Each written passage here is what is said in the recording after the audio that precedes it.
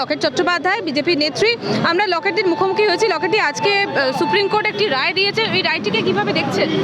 দেখুন, মানুষের সাধারণ বক্তব্যই সুপ্রিম কোর্টের জাজের মুখে শোনা গেছে। সাধারণ মানুষ কোনো ফেক নিউজ ছড়ায়নি সোশ্যাল মিডিয়াতে, সাধারণ মানুষকে সমন দেওয়ার মতো কোনো কিছু হয়নি। সুপ্রিম কোর্ট আস্থা হারিয়েছে এই সরকারের ওপর, সুপ্রিম কোর্ট আস্থা হারিয়েছে পুলিশ প্রশাসনের ওপর, এটাই স্পষ্ট হয়ে গেছে। পাশাপাশি একটা অত্যন্ত গুরুত্বপূর্ণ বিষয় যে আরজিকর চত্বরে সিআইএসএফ বাহিনী মোতায়েন করার কথা বলা হয়েছে।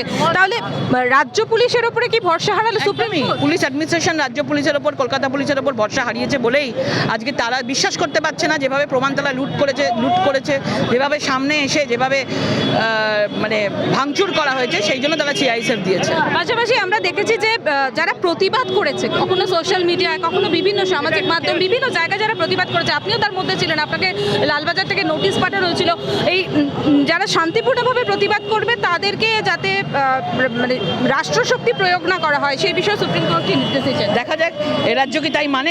এ রাজ্য তো হিটলারের রাজ্য, এ রাজ্য সুপ্রিম কোর্টকেও মানে না। তো দেখা যাক আগামী দিনে এই আন্দোলন চলতে থাকবে, কারোর গায়ে বা কারোর সোশ্যাল মিডিয়ায় কোনো হাত লাগে কিনা আমরা দেখব।